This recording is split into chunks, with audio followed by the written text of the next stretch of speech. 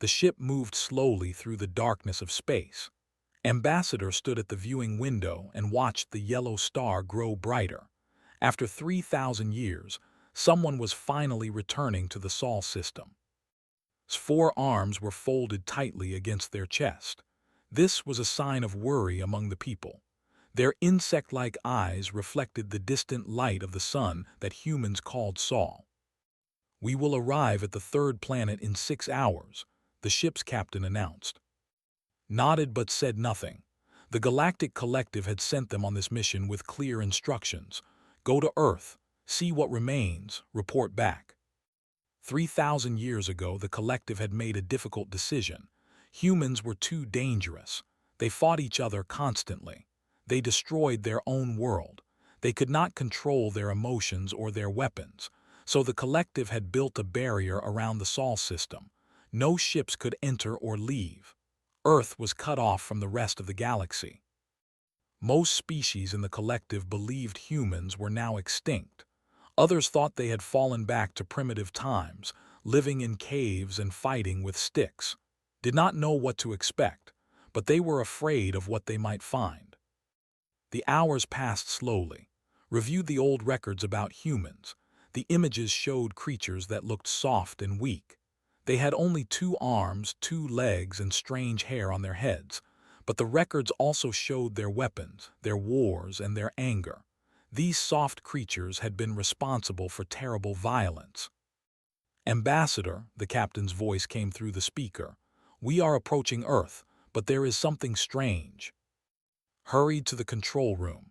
The main screen showed the blue and green planet ahead. It looked healthy. It looked alive. "That cannot be right," said. "Run the scan again."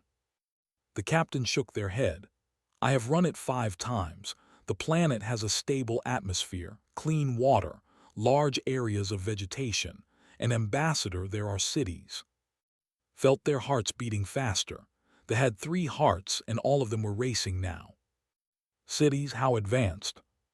"The technology signature is. It matches our own, perhaps exceeds it." This was impossible. A species cut off from all galactic resources for 3,000 years should not be able to match collective technology. They should have gone backwards, not forwards. "We are being hailed," the captain said quietly. His 4 arms unfolded in shock. "They are contacting us. They know we are here." "Yes, Ambassador. They have known since we entered their system. They were waiting for us." The screen flickered and changed. A human face appeared. It was a female according to the old records. She had dark hair and calm eyes. She wore simple white clothing. Behind her could see a clean room with plants growing near the windows. "Welcome to Earth," the human said. Her voice was soft and steady. "My name is, I have been chosen to greet you on behalf of our people." Tried to speak but found no words. This was not what they had expected. There was no anger in this human's face, no fear, no aggression. She looked at them the way one might look at an old friend who had finally come home. "You are not surprised to see us," finally managed to say. Smiled gently. "We have been waiting for 3,000 years. We knew someone would come eventually. Please, you are welcome to land. We have prepared a place for your ship." Looked at the captain. The captain looked back with confusion in their eyes. This was not how first contact was supposed to happen. Where were the weapons? Where were the demands? Where was the human rage that had been recorded in all the old files? "We accept your invitation," said carefully. "We will land and speak with you." Nodded. "A guide will meet you. His name is Ho. He is a historian. He knows much about the time before we were alone." The screen went dark. Stood in silence for a long moment. "Captain, do you detect any weapons pointed at us?" The captain checked the readings. "No, Ambassador. No weapons of any kind, no military satellites, no defensive stations, nothing." "That makes no sense. Every species protects itself." "Perhaps they have nothing to protect themselves with," the captain suggested. "Perhaps they are weak." But did not believe this. A weak species could not survive 3,000 years of isolation. A weak species could not build technology equal to the collective. Something else was happening here, something they did not understand. The ship descended through Earth's atmosphere. Below, a city came into view. It was not like collective cities which were tall and crowded and covered in metal. This city was spread out with many trees and gardens. The buildings were low and simple. There were no vehicles filling the sky, no noise, no chaos. The ship landed in an open area near a small structure. As the doors opened, saw two humans waiting for them.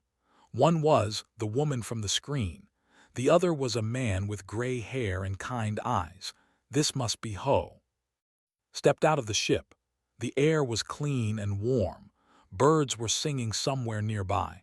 Everything felt peaceful in a way that made uncomfortable.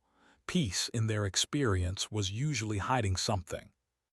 Ambassador said, bowing her head slightly, "Thank you for coming. We have much to discuss."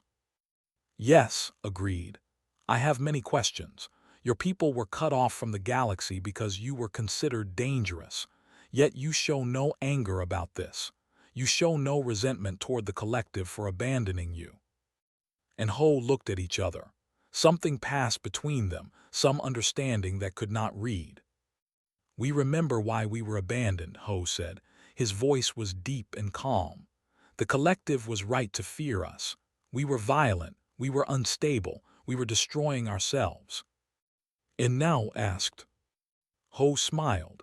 It was a strange smile, full of sadness and peace at the same time. "Now we are different.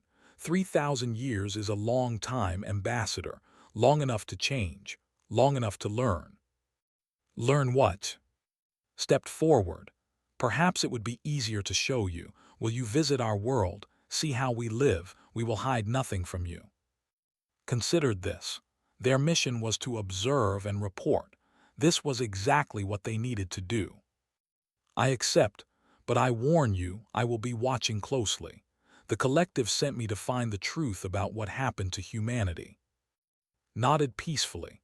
"Then you will find it, but I must warn you as well, Ambassador. You may not understand what you see. The truth about humanity is not what anyone expected, not even us." She turned and began walking toward the city. Ho gestured for to follow. As they walked, noticed that no one was watching them. No crowds gathered to see the alien visitors. No security forces followed at a distance. The humans they passed simply nodded and smiled and continued with their day. It was the strangest thing had ever seen. And somewhere deep inside, it frightened them more than any weapon ever could. The city was unlike anything had seen in their 200 years of diplomatic service. There were no towers reaching toward the sky. There were no crowds pushing through narrow streets. There were no screens displaying advertisements or news. Everything was quiet, green, and slow. And Ho led the delegation through wide paths lined with trees. Other members of the delegation walked behind, their instruments scanning everything. Second observer walked closest to the ambassador, recording data on a small device. "Where are your government buildings?" asked as they walked. "We do not have government buildings," replied simply. "Then how do you make decisions? How do you create laws? How do you punish those who break them?" Ho smiled at these questions. "We gather when decisions must be made. We discuss until everyone agrees. This can take a long time, but we have plenty of time."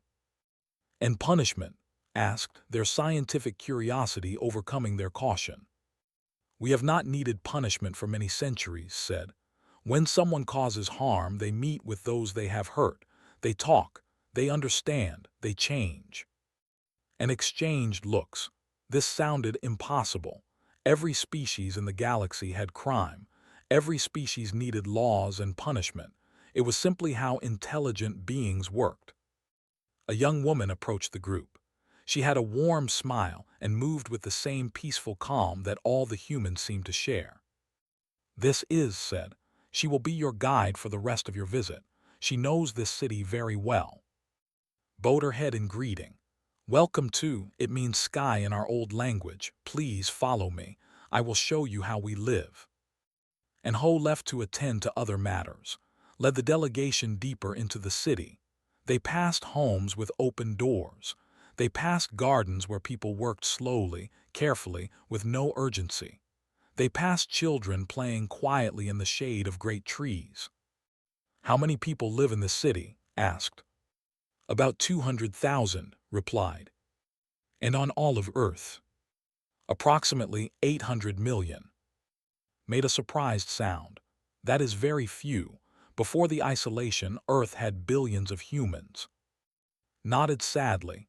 "Yes, the dark centuries took many of us. We nearly disappeared completely, but we survived and we learned to live differently." They stopped at a small building made of wood and stone. Inside, elderly humans sat in a circle on the floor. Their eyes were closed. They did not move. They barely seemed to breathe. "What are they doing?" asked quietly.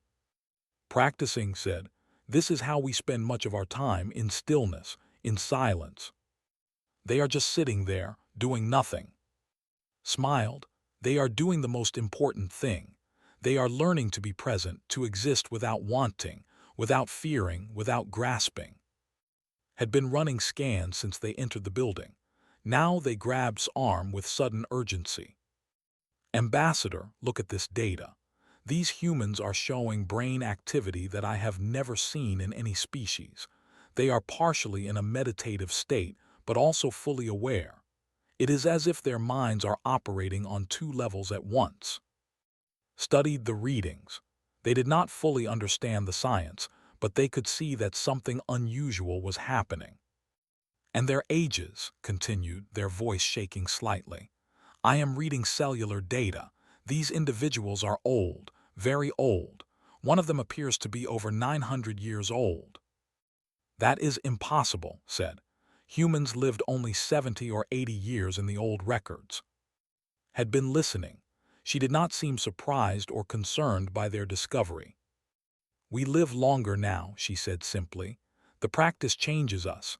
Our bodies heal differently. Our cells repair themselves. Most humans now live for many hundreds of years. Some have lived for over 2,000. Felt dizzy. This changed everything. A species that lived for thousands of years thought differently than short-lived species. They planned differently. They valued different things." "How?" demanded. "What technology do you use? What medicine? What genetic modification?" "No technology," said. "No medicine, no modification, only the practice, only stillness. We learned that our minds and bodies are more connected than we ever knew. When the mind changes, the body follows." The delegation continued through the city. Everywhere they went, they saw the same patterns: slow movement, gentle voices, open spaces, humans who seemed completely at peace with themselves and each other. In the afternoon, brought them to meet an elder named. He was a member of the council that advised the communities. His face was lined with age, but his eyes were bright and clear.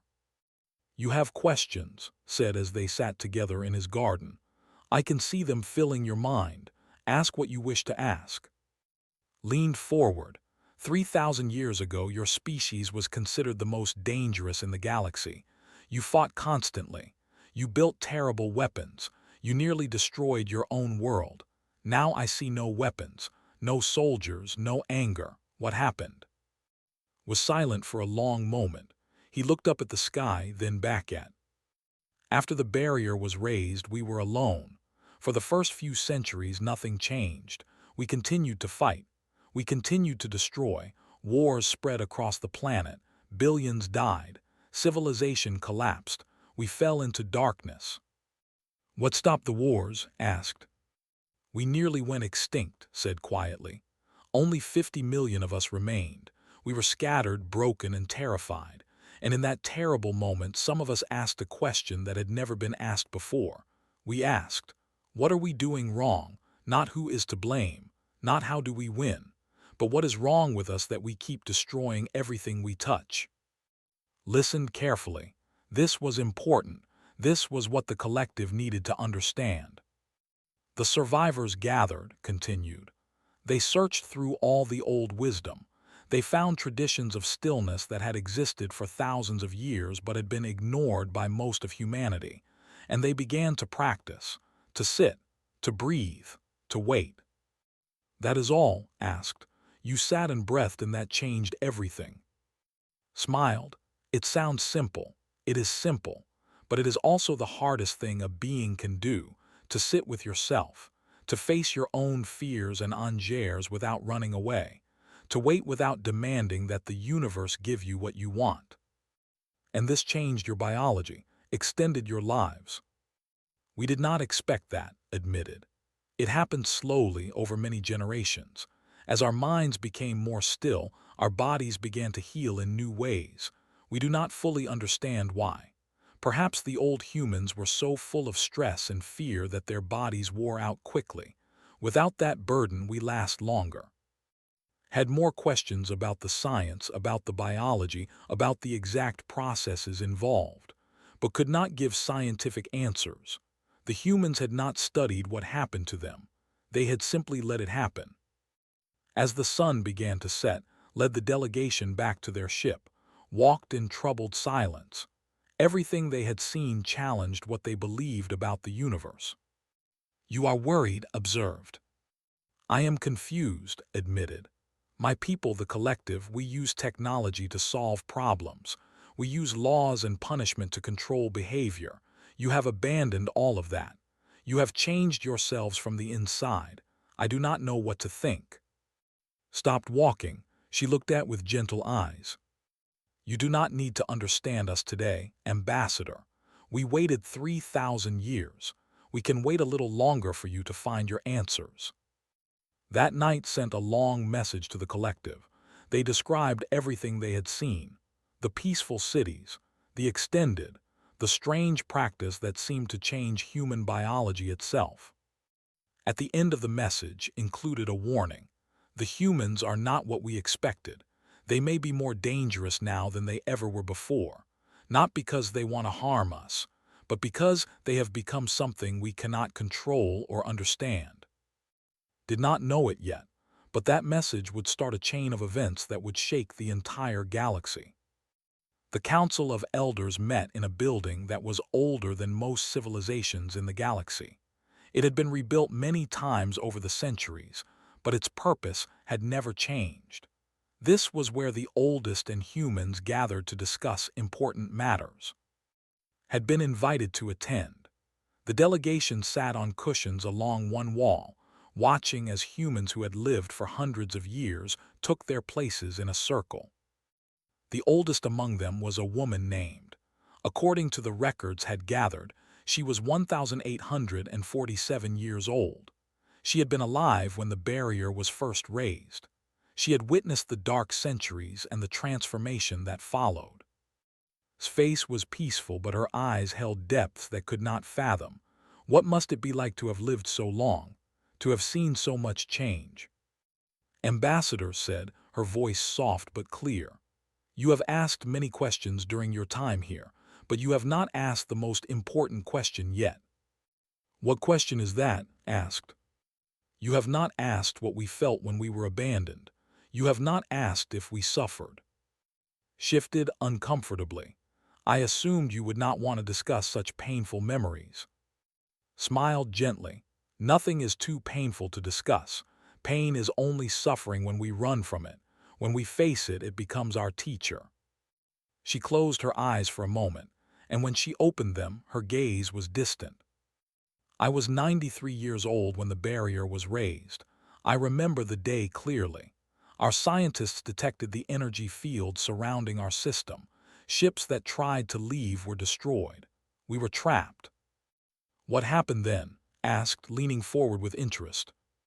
"At first there was panic, then anger. Many blamed the aliens for abandoning us. Others blamed our own leaders for making the aliens fear us. Wars continued. Actually, they became worse. Without hope of outside contact, some groups decided they had nothing left to lose." A younger elder named spoke up. He was only 200 years old, young by human standards now. "Some of us believe we have forgotten too much of those days. We have become too peaceful, too accepting. There is something to be said for righteous anger. Turn to him with patient eyes. Represents an important perspective among our people. Not everyone agrees with the path we have taken. You have people who want to return to the old ways? Asked, surprised. Shook his head. Not the old ways exactly, but I believe we have given up parts of ourselves that made us strong. We no longer compete. We no longer strive. We simply exist. And is that not enough? Another elder asked. Perhaps, admitted, but I wonder sometimes if we have simply become very good at waiting to die. The room was silent for a moment, then continued her story. The wars lasted 400 years, 400 years of fire and death. I survived because I was lucky, nothing more. I watched cities burn. I watched populations disappear. I watched humanity tear itself apart. She paused and for just a moment saw something flicker in her ancient eyes. Not pain exactly, but memory. Deep, heavy memory. When only 50 million of us remained, we gathered. We had no choice. Fighting was no longer possible. There were not enough of us left to form armies. We had to find another way. Who found the practice? Asked. Who discovered that stillness could change you? It was not discovered, said. It was remembered.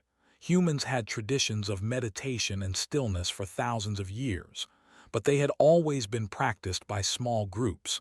Most people ignored them. We were too busy building, fighting, conquering. She smiled at some private memory.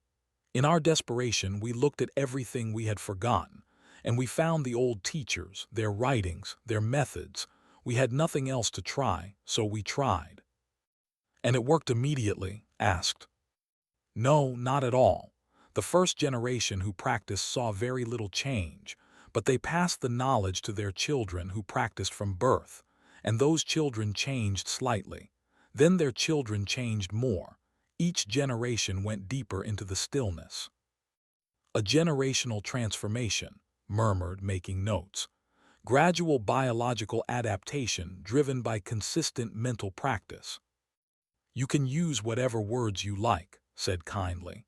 But words do not capture what actually happens. The stillness is not a technique. It is not a method. It is a way of existing that we cannot describe to those who have not experienced it. Then how can you teach it to others? Asked. If you cannot describe it, how can anyone learn? Was quiet for a long moment. The other elders watched her with knowing eyes. That is the question that will matter most to your collective, finally said. And I will give you an honest answer. The practice cannot be taught to those who do not want it. It cannot be taken. It cannot be forced. It only works when the one who practices has completely released their desire for power, their fear of loss, and their need to control. A harsh sound came from the communication device that carried. A new voice filled the room, sharp and demanding. This is High Commander of the military fleet. I have been monitoring this conversation remotely. Ambassador, I am ordering you to return to your ship immediately. Stood quickly. High Commander, I was not aware you were listening. The collective has been receiving your reports, said coldly. What you have described sounds like a potential threat of the highest level. A species that does not fear death cannot be negotiated with. A species that claims to have transcended normal biology could be developing weapons beyond our understanding. Spoke calmly toward the communication device. High Commander, we have no weapons. We have no army. We have no desire for conquest or revenge. So you claim, replied. But you also claim to live for thousands of years. You claim to have changed your biology through sitting still. These claims are extraordinary and require extraordinary evidence. Then send your scientists, offered. Send anyone you wish. We will hide nothing. We will do more than that, said. The Galactic Collective will convene an emergency council to discuss the human situation. Ambassador, you will return and report in person. This delegation is over. Looked at with something like apology in their eyes. I am sorry, I must obey my orders. Nodded peacefully. Of course, you must do what you believe is right. That is all any being can do. As moved to leave stood suddenly. Ambassador, wait. There is something you should know. The elders will not tell you because they believe in patience, but I believe in honesty. The other elders watched him with calm acceptance. They did not try to stop him. We knew this day would come, said, and the oldest among us have been preparing for it for centuries. Whatever the collective decides to do, we are ready. Ready for what? Asked. Ready to fight. I thought you had no weapons. Smiled sadly. No, ready to accept whatever happens, ready to die if necessary. That is what the practice gives us. Not immortality, not power, simply the ability to face anything, even our own end, without fear. Stared at the young elder for a long moment. Then they turned and walked quickly from the building, their delegation following. That night the ship left Earth's atmosphere, watched the blue planet shrink in the viewing window. Somewhere down there, ancient beings sat in stillness, waiting patiently for whatever would come next. The ambassador did not know if they should admire the humans or fear them. Perhaps, they thought, that was exactly the point.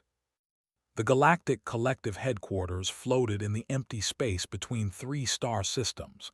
It was a massive station, home to representatives from over 400 species. Here, the great decisions of galactic civilization were made.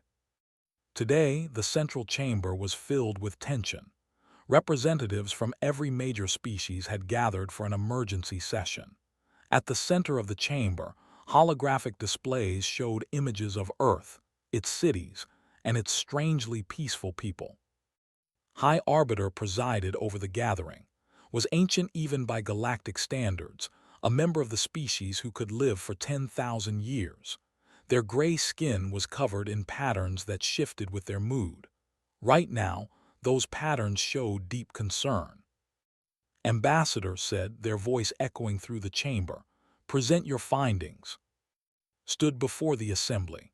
They had rehearsed this report many times on the journey back, but now, facing hundreds of alien eyes, the words felt inadequate. "The humans have survived," began. "More than survived. They have transformed themselves into something new. Their technology matches our own. They extend to thousands of years, and they claim to have achieved this through nothing more than mental practice." Murmurs filled the chamber. Some species laughed at the idea, others looked worried. High Commander stepped forward.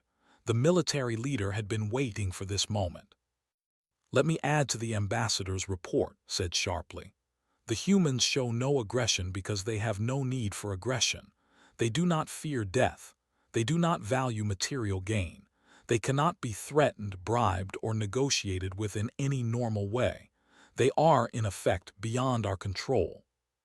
Beyond control is not the same as dangerous, someone called from the assembly. Turned toward the voice.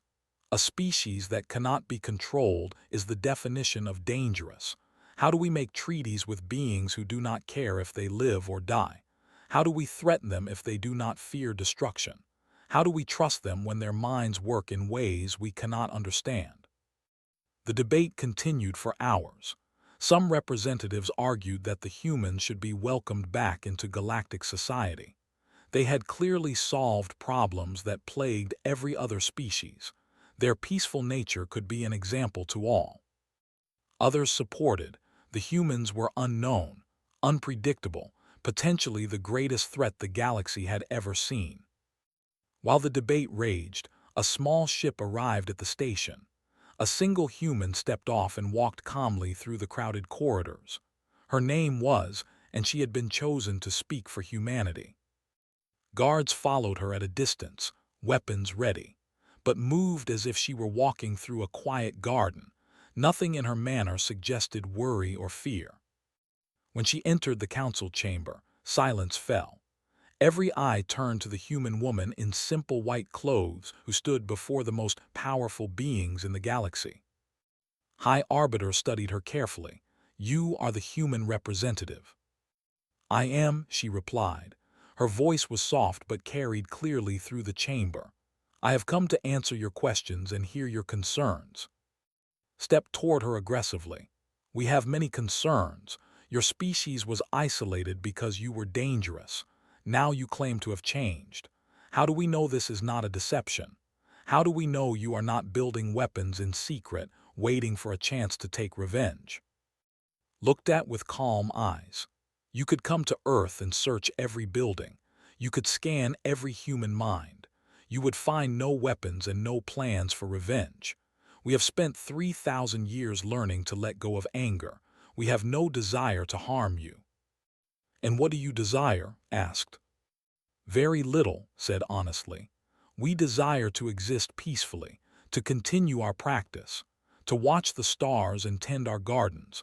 We would be happy to remain isolated forever if that is what the collective wishes." This answer disturbed the assembly more than any threat could have. A species that wanted nothing could not be negotiated with. There was nothing to offer them, nothing to hold over them. Pressed harder. "You have extended your lives beyond all natural limits. This technology could benefit every species in the galaxy. The collective demands that you share it." Shook her head gently. "There is no technology to share. The practice cannot be given to those who do not seek it. It requires complete release of the very drives that make the collective function: competition, ambition, fear. These things must be surrendered entirely." "You expect us to believe that?" another representative called out. "You expect us to believe that simply sitting still can extend life by thousands of years?" "I expect nothing," replied. "I only speak the truth. You may believe it or not, that choice is yours." Raised a hand for silence. The High Arbiter's patterns were shifting rapidly, showing deep thought. "I will speak plainly," said. "Many in this chamber see your species as a threat that must be contained or eliminated. What is your response to this?" Was quiet for a moment. When she spoke, her voice was still calm but carried a weight of centuries. "We waited 3,000 years. We can wait 3,000 more, or forever. If you choose to destroy us, we will not fight back. We will accept whatever comes. But I ask you to consider one thing." "What is that?" "In 3,000 years, we never tried to break through the barrier. We never tried to contact other species. We never tried to escape our isolation. We simply lived and practiced and waited. Does that sound like a threat to you?" The chamber erupted in argument again. Some representatives were moved by words. Others remained suspicious, insisted that this passive acceptance was itself a kind of weapon designed to make them lower their guard. Finally called for order. The High Arbiter had made a decision. "The collective will give humanity one chance," announced. "You will share everything about this practice, every detail, every method. We will have our scientists study it. If it truly works as you claim, and if it truly cannot be weaponized, then we will consider peaceful relations." "And if we refuse?" asked, though she already knew the answer.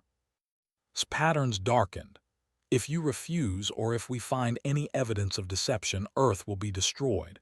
We have the capability. We will not hesitate." Nodded slowly. "I must consult with the elders on Earth before I can agree to anything."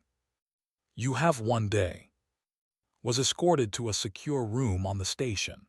There, she used the communication system to contact Earth. The elders gathered in the council building, their ancient faces appearing on the screen. An elder who had lived for nearly 2,000 years spoke first. "We have watched your presentation. You did well. Now we must decide." "They will destroy us if we do not share everything," said, "and they will try to take the practice and use it for power." Voice came through the connection. "They will try, but they will fail. The practice cannot be used for power. That is not a limitation. That is what makes it work." "Then should we agree?" asked. The elders looked at each other. These beings had planned for this moment for centuries. They had discussed every possibility during their long years of meditation. "Yes," said finally, "we will share everything. We will give them exactly what they ask for, and they will discover for themselves that they cannot use it." Understood. This had been the plan all along. not to fight the collective, not to run from it, but to give them something so simple and so profound that it would change everything, one being at a time. The next day returned to the council chamber. She looked at the assembled representatives, at's hostile face, at's calculating eyes. "We agree," she said. "We will share everything about the practice, every method, every teaching. We will hide nothing." Smiled in triumph, nodded in satisfaction. But was smiling too, very slightly. She knew something they did not. She knew that the greatest gift and the greatest challenge were often the same thing, and she knew that the beings before her were about to receive both. 1 year had passed since the humans shared their secret with the galaxy. On the collective headquarters, High Arbiter sat alone in their private chamber, staring at reports from across known space. Their skin patterns showed something rare, confusion mixed with worry. The practice had spread to every corner of the galaxy. Billions of beings on thousands of worlds had tried it. Scientists had studied it. Military leaders had attempted to adapt it. Religious groups had adopted it. Everyone wanted the gift of extended life and inner peace that the humans had promised. Almost none of them could make it work. The instructions were simple: sit in stillness, breathe slowly, release your thoughts without pushing them away, accept whatever arises in your mind without judgment, let go of wanting, let go of fearing, simply exist in the present moment. Simple instructions, impossible to follow. Species that had built empires through competition could not release their drive to win. Warriors could not release their readiness for battle. Merchants could not release their desire for profit. Politicians could not release their need for power. The very qualities that had made them successful made the practice impossible. Had tried for 3 months before giving up in frustration. The High Commander had sat in stillness for hours, but their mind kept returning to threats, strategies, and fears. They could not find peace because peace felt like weakness. Had tried as well. For 100 days, the High Arbiter had practiced exactly as the humans instructed. But every time they came close to stillness, their ancient mind would start calculating, planning, analyzing. Stillness felt like death to a species that had lived for 10,000 years by always thinking ahead. The humans had not lied. They had not deceived anyone. They had shared everything openly, honestly, completely. And it was completely useless to anyone driven by the needs that ruled galactic civilization. But something unexpected was happening. On every world, in small corners and quiet places, some individuals were changing. They were not the leaders or the warriors or the ambitious ones. They were the gentle beings, the ones who had never fit into their competitive societies, the ones who had always felt that something was wrong with the way things worked but could not explain what. These quiet ones found the practice easy, not immediately successful, but natural. They could sit in stillness without fighting it. They could release their fears because they had already learned to live without power. They could let go of wanting because they had never wanted much. And slowly, generation by generation, they began to change. Ambassador was one of them. After returning from Earth, had not been able to forget what they had seen. The peaceful cities, the ancient humans with their calm eyes, the strange certainty that came from having faced every fear and come through the other side. Had begun practicing in secret. For months, nothing happened. Then, one day, sitting alone in their quarters, had felt something shift. For just a moment, their 4 hearts had slowed. Their constantly busy mind had gone quiet. They had existed without wanting anything at all. It had lasted only a few seconds, but knew it was real. The stillness was real. Now, 1 year later, stood before the Council of Elders on Earth. They had requested permission to visit again, and the humans had welcomed them warmly. Sat in her garden, looking even more peaceful than before. Beside her sat an Ho, who had first greeted 1 year ago. "You have touched the stillness," observed, looking at with those ancient eyes. "I can see it in you." nodded slowly. Only for moments, brief moments, but it is growing. It will continue to grow, said kindly. The stillness is patient. It does not rush. It does not demand. It simply waits for you to return. The collective is afraid, said, and the others see what is happening. They see individuals on every world beginning to change. They see the practice spreading despite all their efforts to control it. They do not know what to do. Smiled gently. There is nothing to do. That is what they cannot understand. The change is not something that can be stopped or started. It simply happens when beings are ready. They see it as a threat, said. Some have called it an invasion. They say the humans have planted a seed that will destroy galactic civilization. Ho laughed softly. In a way, they are right, but what is destroyed is only fear. What is destroyed is only the endless competition that keeps beings from knowing peace. Is that such a terrible loss? Considered this. They had served the collective for 200 years. They had believed in its mission, its power, its importance. Now they could see that the collective was held together by fear as much as by cooperation. Fear of outside threats, fear of internal collapse, fear of the unknown. What would happen when enough beings stopped being afraid? Far away on the collective headquarters was asking the same question. The High Arbiter had called a private meeting with their most trusted advisors. The change is accelerating, one advisor reported. On 47 worlds, significant groups have adopted the practice. Birth rates are declining as beings become less interested in competition and reproduction. Military enrollment is dropping. Economic activity is slowing. This is exactly what we feared, another advisor said. The humans have not conquered us with weapons. They have conquered us with peace. Our civilization is built on drives that the practice eliminates. Without those drives, everything we have built will collapse. Listened in silence. Their skin patterns showed deep thought. Perhaps, the High Arbiter finally said, we have been asking the wrong question. The advisors looked confused. We have been asking how to stop the change, continued. Perhaps we should be asking whether the change needs to be stopped. Perhaps we should be asking what comes after. The advisors looked shocked. This was not what they expected from their leader. But was very old. They had seen civilizations rise and fall. They had seen powerful empires crumble and gentle species thrive.